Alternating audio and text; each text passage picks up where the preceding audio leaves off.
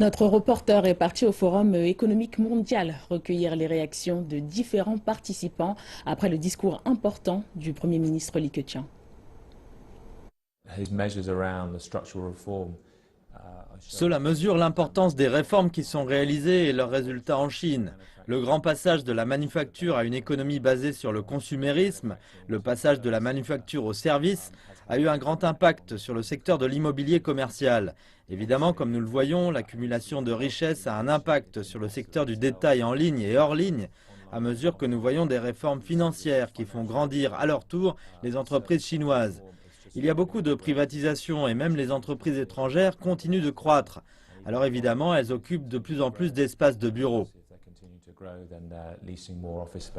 Nous parlons de la transition vers une économie basée sur le marché qu'entreprise internationale. Ici, plus le marché est ouvert, mieux c'est pour nous. Nous pensons aussi que si le marché souffre, les assurances constituent la pierre angulaire du marché financier parce qu'elles permettent aux entreprises de prendre des risques ou du moins des risques calculés.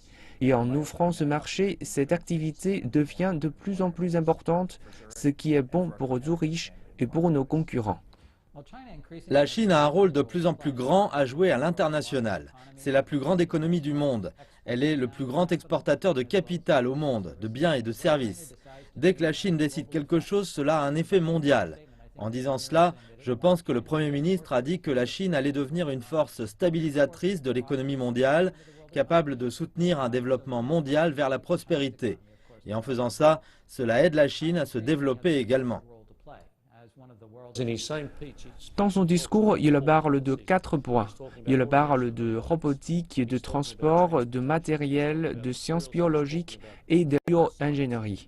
Cet effort porté sur ces secteurs donne une plateforme fantastique pour permettre aux entrepreneurs chinois de faire ce qu'ils font le mieux, c'est-à-dire de faire de modèles d'affaires une disruption majeure en Chine, mais aussi potentiellement dans le reste du monde.